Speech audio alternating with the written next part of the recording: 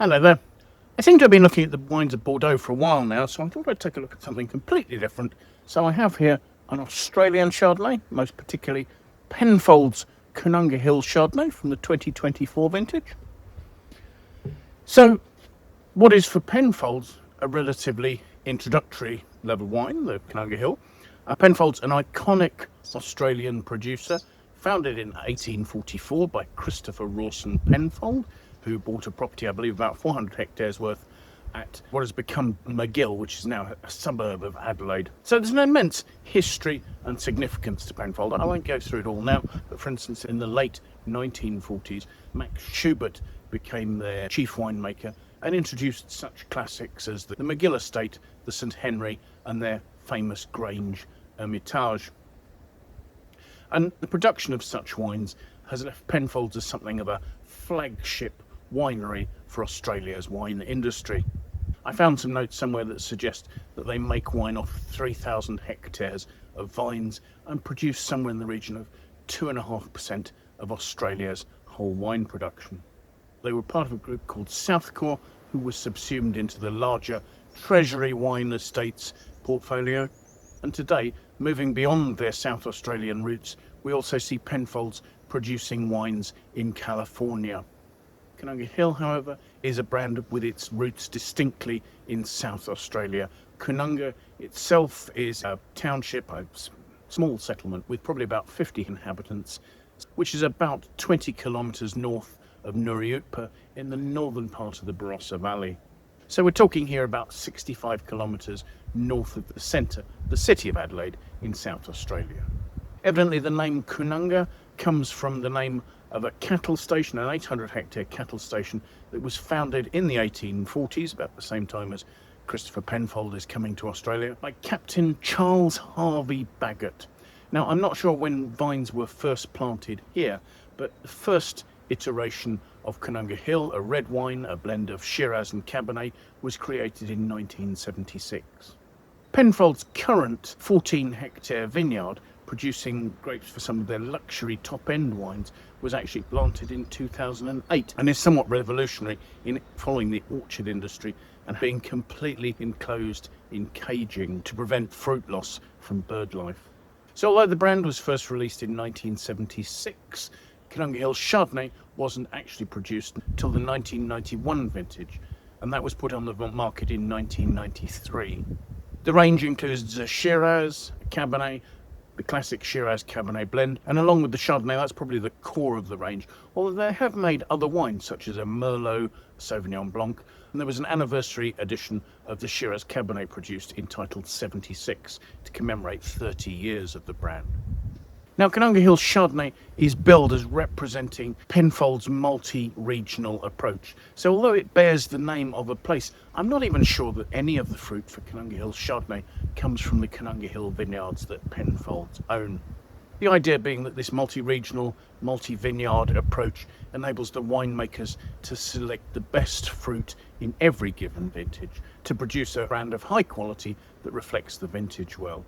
The wine is simply labelled as a wine of Australia, but traditionally Koonunga Hill has always had a South Australian origin, with fruit predominantly being sourced probably from the Adelaide Hills, but also from the regions around Barossa, so the Clare Valley, the Eden Valley, but also going further afield to places on the limestone coast, such as Padthaway, and right down on the coast in the limestone coast to Robe.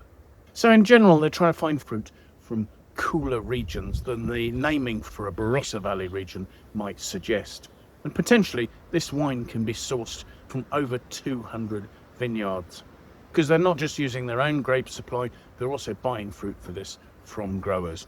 And another note I saw suggested that for this brand there are about 220 different fruit sources.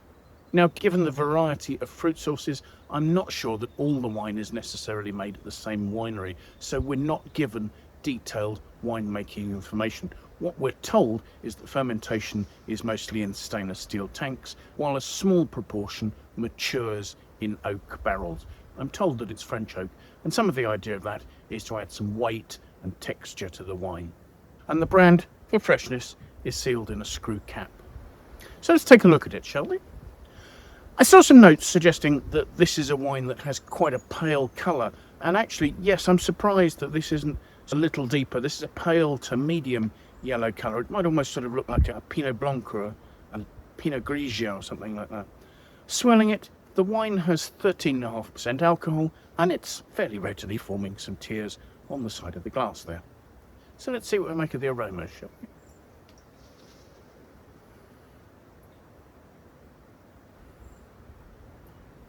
The aromas have a lovely pungency. There's quite a sort of a citric, almost sort of green fruit note there, sort of limes and lemons, with some underlying minerality. There's some hints of creaminess.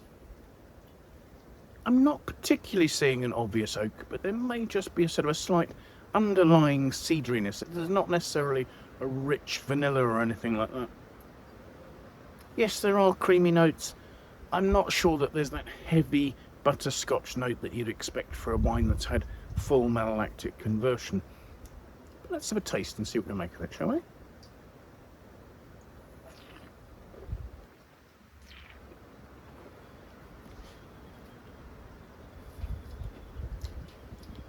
The wine is light to medium bodied.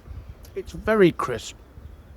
I don't think that the palate is quite yet showing the excitement that I got on the nose. Actually, I should have mentioned that there were some quite obvious aromas of white peach, quite enticing. On the palate, they haven't quite filled out.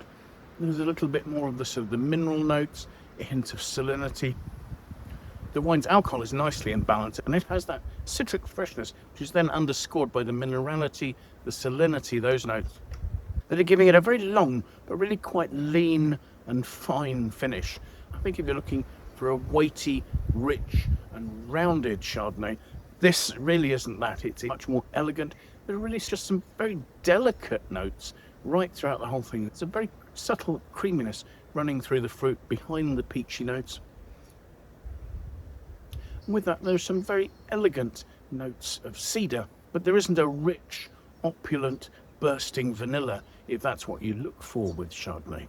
I wanted to record a tasting video of Koonunga Hill Chardonnay because I got quite a lot of reaction to a video I did for Koonunga Hill Shiraz Cabernet. And interestingly, I couldn't find Koonunga Hill Chardonnay available in New Zealand. I actually had to bring this bottle with me back from the UK to taste it here. Even with the help of Wine Searcher, while the Koonunga Hill Shiraz Cabernet is widely available in New Zealand, I've not been able to get my hands on a bottle of the Chardonnay here. And I think that I can see that exporting this quite fresh, elegant, light style of Chardonnay to New Zealand, a country that specialises in making this style of zippy, refreshing, somewhat toothsome and mouth-watering Chardonnay, actually the Koonunga Hill is going to struggle in this market. That having been said, I think this is a perfectly good wine. If I was judging it on the nose alone, I'd probably be scoring this 90 out of 100.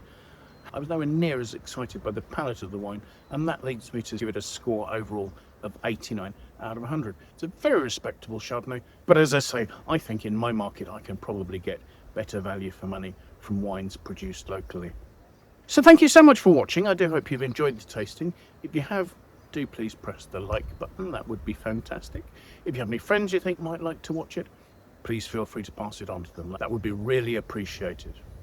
If you haven't signed up and subscribed to the channel, please do that. The more followers I have, the easier it will be to develop the channel further. Finally, if you have any comments, please do pop those in the comments box below. I'd love to know what you think about the wines I'm looking at, the tastings I'm doing, or anything else that relates to that. Equally, if you have any questions, leave them there as well. I will leave a link to the Wine Searcher webpage for this vintage of this wine, so you can see if it's available in your market, and if so, where and at what price. So thank you again for watching, and I do hope that maybe you'll manage to make some time and come and join me for another tasting in the very near future. Till then, bye for now.